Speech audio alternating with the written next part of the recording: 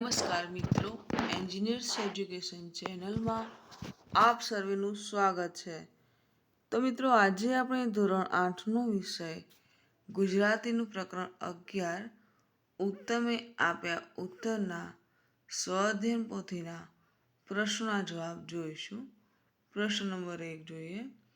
નીચેનામાંથી યોગ્ય વિકલ્પ પસંદ કરી પ્રશ્નના ઉત્તર સામે ખાનામાં નિશાની કરો. પ્રશ્ન નંબર 1. નીચેનામાંથી કયો શબ્દ આળુ પ્રત્યયથી બનેલો છે જે સ્વભાવ કે ગુણ દર્શાવે છે? ઓપ્શન એ દયાળુ, ઓપ્શન બી ઝઘડાળુ, ઓપ્શન સી ઉઠાળુ અને ઓપ્શન ડી બચાળુ. સાચો વિકલ્પ છે ઓપ્શન બી ઝઘડાળુ. પ્રશ્ન 2 જોઈએ. માનવ શબ્દમાં તા પ્રત્યય જોડવાથી કયો શબ્દ બને છે? ઓપ્શન એ માનવતા, ઓપ્શન બી માનવિકતા, ઓપ્શન સી માનવ વગર અને ઓપ્શન ડી માનવીતા. સાચો વિકલ્પ છે ઓપ્શન એ માનવતા. પ્રશ્ન 3. કયો પ્રત્યય જોડવાથી ઘડી શબ્દ બને છે? ઓપ્શન એ ઈ, ઓપ્શન બી ડી, ઓપ્શન સી અડી અને ઓપ્શન ડી કી. સાચો વિકલ્પ છે ઓપ્શન એ ઈ. પ્રશ્ન નંબર 4 જોઈશું. નીચેનામાંથી કયો શબ્દ દાર પ્રત્યયનો ઉપયોગ દર્શાવે છે? ઓપ્શન એ સમજદાર, option B Rakhewal, option C કારીગર, ઓપ્શન ડી દયાળુ. સાચો વિકલ્પ છે ઓપ્શન એ સમજદાર. પ્રશ્ન 5. વિકાસ શબ્દમાં ઈત પ્રત્યય જોડવાથી કયો શબ્દ બને છે? ઓપ્શન એ વિકસિત, ઓપ્શન બી વિકાસિત, ઓપ્શન સી વિકસિત, વિકસત અને ઓપ્શન ડી વિકાસિત. સાચો વિકલ્પ છે ઓપ્શન બી વિકાસિત. પ્રશ્ન 6 જોઈએ. ઘર પ્રત્યયથી બનતા શબ્દનો અર્થ અને વાળ પ્રત્યયથી બનતા શબ્દનો અર્થ વચ્ચે શું તફાવત છે? ઓપ્શન એ બંનેનો અર્થ સરખો છે, ઓપ્શન બી ઘર વ્યવસાય દર્શાવે છે જ્યારે વાળ માલિક કે સંબંધ દર્શાવે છે, ઓપ્શન સી ઘર ગુણધર્મ દર્શાવે છે જ્યારે વાળ વ્યવસાય દર્શાવે છે અને ઓપ્શન ડી ઘર સ્ત્રીલિંગ અને વાળ પુલ્લિંગ શબ્દ બનાવે છે. તો સાચો વિકલ્પ છે ઓપ્શન બી ઘર વ્યવસાય દર્શાવે છે જ્યારે વાળ માલિક કે સંબંધ દર્શાવે છે. આગળ જોઈશું. પ્રશ્ન નંબર 2. નીચે આપેલા સંવાદોમાં ખાલી જગ્યાઓ પૂરીને સંવાદને પૂર્ણ કરો. તો માતા અને પુત્ર વચ્ચેનો સંવાદ છે. માતાએ કહ્યું, દીકરા તું આજે શાળાએ કેમ મોડો પહોંચ્યો? પુત્રએ કહ્યું, મમ્મી હવે ખાલી જગ્યામાં આપણે જાતે લખીશું કે રસ્તામાં ટ્રાફિક હોવાથી બસ મોડી પડી. માતાએ કહ્યું, અરે તો પછી તે શિક્ષકને કંઈ કહ્યું કે નહીં? પુત્રએ કહ્યું, હા મમ્મી મેં તેમને બધી વાત કરી. માતાએ કહ્યું, સરસ. ખાલી જગ્યામાં આપણે લખીશું તારું કહેવું સાચું છે પણ આવતીકાલથી તું સમયસર નીકળજે. પુત્રએ કહ્યું, હવેથી હું સમયસર નીકળીશ. બીજો સંવાદ છે બે મિત્રો વચ્ચેનો. તો અંજલિ કહે છે કે શું વાત છે હર્ષ, આજે કેમ તું ઉદાસ દેખાય છે? તો હર્ષે કહ્યું, મને આજે ગણિતના વર્ગમાં ઓછા માર્ક્સ આવ્યા છે. તો અંજલિ શું કહે છે?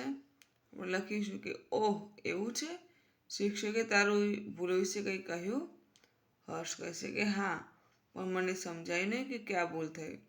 અંજલિએ કહ્યું, ચિંતા ન કર, આપણે સાથે મળીને પ્રેક્ટિસ કરીશું. ખાલી જગ્યામાં લખીશું કે હું તને બધા દાખલા સમજાવીશ. હર્ષે કહ્યું, ખૂબ સરસ, તારો આભાર. પ્રશ્ન 3 જોઈએ. જોડકા જોડો. આ પ્રવૃત્તિમાં અ વિભાગમાં આવેલા શબ્દોને બ વિભાગમાં આવેલા યોગ્ય પ્રત્યય સાથે જોડવાનું છે. તો જુઓ, સુંદર તેમાં આવશે ઓપ્શન ઈ. પછી ધન તેમાં આવશે ઓપ્શન અ વાન.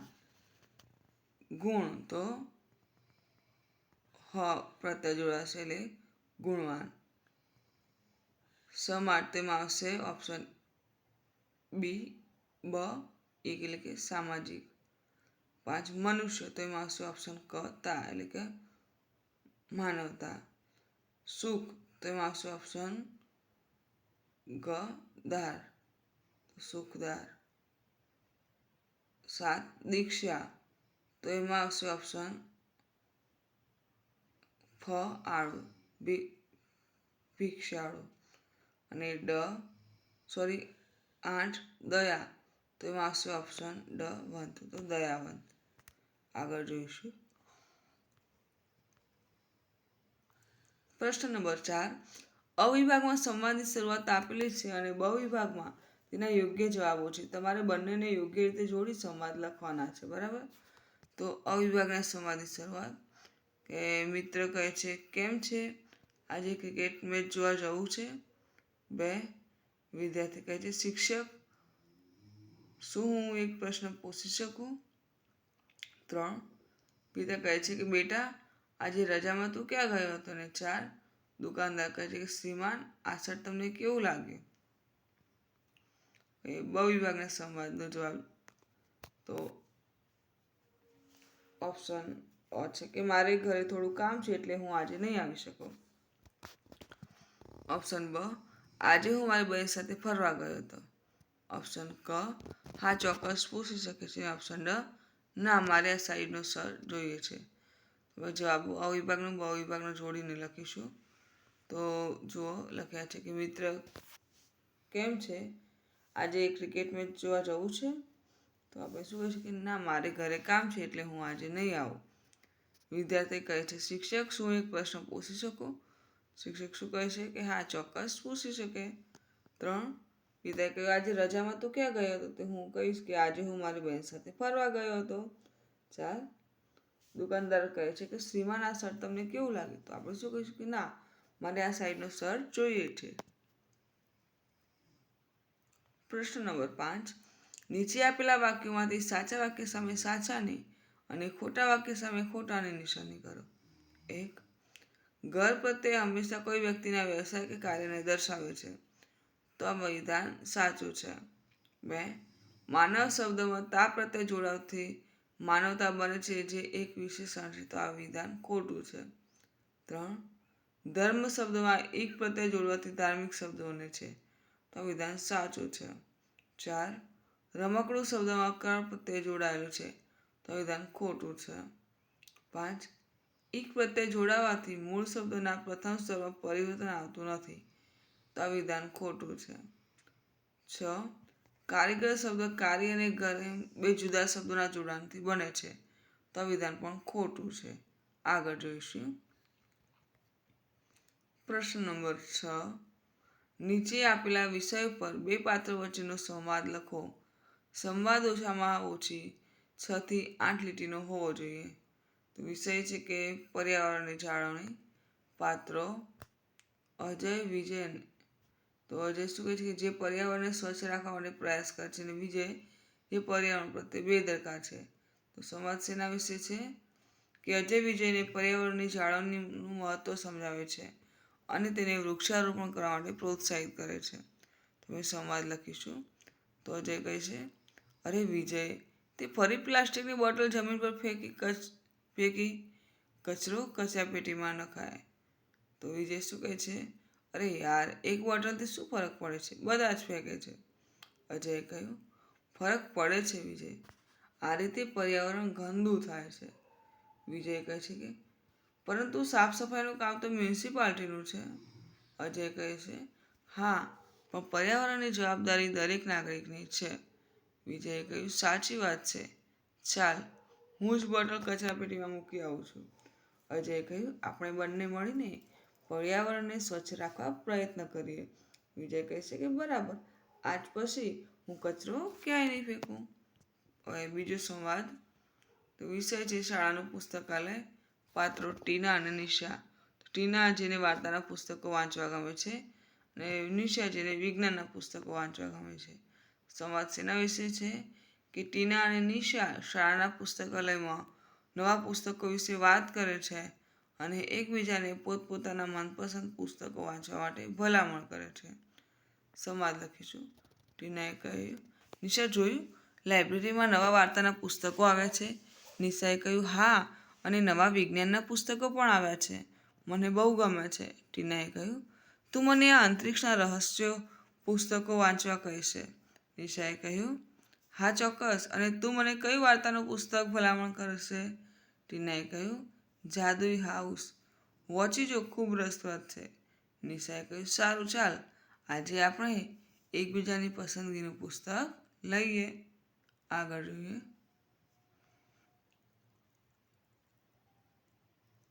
ત્રીજો વિષય છે રમતગમત. પાત્રો છે કોચ અને ખેલાડી. કોચ જે બાળકને રમત શીખે છે અને ખેલાડી જે રમત શીખવા માટે ઉત્સાહી છે. તો સંવાદ શેના વિશે છે? કોચ ખેલાડીને રમત રમવાના ફાયદાઓ સમજાવે છે અને તેને વધુ પ્રેક્ટિસ કરવા માટે સલાહ આપે છે. તો કોચ કહે છે, બેટા, રમત રમવાથી શરીર મજબૂત બને છે અને મન તંદુરસ્ત રહે છે. ખેલાડી કહે છે, કોચ સર, મને રોજ પ્રેક્ટિસ કરવાની ઈચ્છા છે. કોચે કહ્યું, ખૂબ સારું, નિયમિત પ્રેક્ટિસ કરશો તો ચોક્કસ સફળતા મળશે. ખેલાડીએ કહ્યું, હું આજથી સમયસર મેદાનમાં આવી જઈશ. કોચે કહ્યું, શિસ્તથી જ રમતમાં સફળતા મળે છે. ખેલાડીએ કહ્યું, આભાર સર, હું તમારી સલાહનું પાલન કરીશ. 4. વિષય છે વેકેશનનું આયોજન. પાત્રો છે દીપક અને દાદા. તો દીપક જે વેકેશનમાં ફરવા જવા માટે આયોજન કરી રહ્યો છે, જ્યારે દાદા જે દીપકને વેકેશનનું આયોજન કરાવવામાં મદદ કરે છે અને તેના જૂના સમયની વાતો કહે છે. તો સંવાદ લખીએ. દીપક કહે છે કે દાદા, વેકેશન આવી ગયું છે, હું ક્યાંક ફરવા જવા માગું છું. દાદાએ કહ્યું, બહુ સારું વિચાર્યું દીપક, તું ક્યાં જવાનું વિચારી રહ્યો છે? દીપકે કહ્યું, મને પહાડો અને ઠંડા સ્થળો ગમે છે. દાદા કહે, તો હિલ સ્ટેશન જા, અમે પણ યુવાનીમાં ત્યાં જ હતા. દીપકે કહ્યું, દાદા, તમે મને યોજના બનાવવામાં મદદ કરશો? દાદાએ કહ્યું, જરૂર, બેગમાં જરૂરી વસ્તુઓ રાખજે અને સુરક્ષાનું ખાસ ધ્યાન રાખજે. આગળ જોઈશું. પ્રશ્ન નંબર 7. નીચે આપેલા મુદ્દાઓને આધારે એક સુંદર મનગમતી વાર્તા લખો. વાર્તામાં યોગ્ય શીર્ષક આપો. મુદ્દાઓ છે: એક ગામ, બાળકોની વાર્તા કહેતા દાદા, દાદાનું બીમાર પડવું, બાળકોની ચિંતા, બાળકોનું ભેગા મળીને દાદાની સેવા કરવાનું નક્કી કરવું, દાદાના ઈલાજ માટે ફાળો એકઠો કરવો, ગામના લોકોની મદદ, દાદાનું સ્વસ્થ થવું, દાદાનો બાળકોને આભાર માનવો. તો શીર્ષક આપીએ કે દાદા માટે બાળકોનો પ્રેમ. વાર્તા લખીશું. તો સૂરજપુર ગામમાં બધા બાળકોને વાર્તા કહેતા રામદાદા ખૂબ ગમતા. એક દિવસ દાદા અચાનક બીમાર પડી ગયા. બધાએ મળીને નક્કી કર્યું કે તેઓ દાદાની સેવા કરશે. કોઈ દાદાને દવા આપતું, કોઈ ખોરાક લાવતું, કોઈ ઘર સાફ કરતું, પરંતુ દાદાના ઈલાજ માટે પૈસા ઓછા હતા. બાળકોએ આખા ગામમાંથી ફાળો એકત્ર કરી દાદાનો ઈલાજ કરાવ્યો અને દાદા સ્વસ્થ થઈ ગયા. બાળકોને ગળે લગાવી દાદાએ કહ્યું, તમારા પ્રેમ અને એકલતાએ મને ફરી સાજો કર્યો. તમારો આભાર. આગળ જોઈશું. પ્રશ્ન નંબર 8. ચિત્રનો આધાર લઈ વાર્તા બનાવો. તો જોઈએ, સરસ મજાનું ચિત્ર આપેલું છે, બરાબર. તો ચિત્રનો આધાર લઈ આપણે વાર્તા બનાવીએ. તો વાત કરતા ફૂલોનો બગીચો. તો સૂરજ નામનો એક સાહસિક છોકરો હતો. એક સાંજે તે જંગલના રહસ્યમય ચમકતા રસ્તાનો પીછો કરતો એક અદ્ભુત બગીચામાં પહોંચ્યો. તે બગીચો ચાંદનીના અજવાળામાં ચમકતો હતો, જ્યાં એક નાનું ઝરણું વહી રહ્યું હતું. અનિલે આશ્ચર્યથી જોયું કે તેઓના ફૂલોને ચહેરા અને આંખો હતી અને તેઓ એકબીજા સાથે વાતો કરી રહ્યા હતા. ગુલાબી અને જાંબલી ફૂલોએ તેને પ્રેમથી આવકાર્યો અને પૂછ્યું કે આટલો મોડો કેમ આવ્યો? ફૂલે સમજાવ્યું કે તેઓ જાદુઈ બગીચાના રક્ષક છે અને માત્ર નિર્દોષ હૃદયવાળા લોકોને દેખાય છે. વિદાય લેતી વખતે ફૂલોએ સૂરજને એક ચમકતું બીજ આપ્યું, જે તેના સાહસ અને કલ્પનાની યાદગીરી બની રહી. આગળ જોઈશું. પ્રશ્ન નંબર 9. ધારો કે તમે એક પ્રખ્યાત ટીવી ન્યૂઝ રિપોર્ટર છો. તમને ભારતીય ક્રિકેટ ટીમના સુકાની રોહિત શર્માનો ઇન્ટરવ્યૂ લેવાની તક મળી છે. તો તમે આ ઇન્ટરવ્યૂમાં તમે કેવા પ્રશ્નો પૂછશો? તો નીચેના મુદ્દાઓને ધ્યાનમાં રાખીને ઓછામાં ઓછા 8 પ્રશ્નો તૈયાર કરવાના છે. તો વ્યક્તિગત જીવન, તેમના ક્રિકેટ સિવાયના અંગત જીવન વિશે પ્રશ્ન, પ્રેરણા, તેમને ક્રિકેટ બનવા માટે કઈ વાતથી પ્રેરણા મળી, સૌથી યાદગાર મેચ કે તેમની કારકિર્દીની સૌથી યાદગાર મેચ અને તેનું કારણ, મુશ્કેલીઓ, તો ક્રિકેટની સફળતામાં તેમને કઈ કઈ મુશ્કેલીઓનો સામનો કરવો પડ્યો, ભવિષ્યની યોજનાઓ, તો ભવિષ્યમાં તેઓ ટીમ માટે શું વિચારી રહ્યા છે, યુવા ખેલાડીઓ માટે સલાહ કે નવા અને યુવા ખેલાડીઓ માટે તેમનો કોઈ ખાસ સંદેશ. દબાણ, તો ટીમના કેપ્ટન તરીકે દબાણ કેવી રીતે સંભાળે છે ને ઉપરોક્ત મુદ્દાઓ સિવાયનો કોઈ એક પ્રશ્ન જે તમને સૌથી વધુ રસપ્રદ લાગે તમારે પૂછવાનો છે. બરાબર. તો 1. રોહિતજી, તમારો મનપસંદ શોખ શું છે? બીજો પ્રશ્ન પૂછીશ કે તમને ક્રિકેટ રમવાની પ્રેરણા કેવી રીતે મળી? પ્રશ્ન 3. તમારી સૌથી યાદગાર મેચ કઈ છે? 4. ક્રિકેટ શીખવામાં તમને કઈ મુશ્કેલીઓ પડી હતી? 5. ભવિષ્યમાં તમે ટીમ માટે શું કરવા માંગો છો?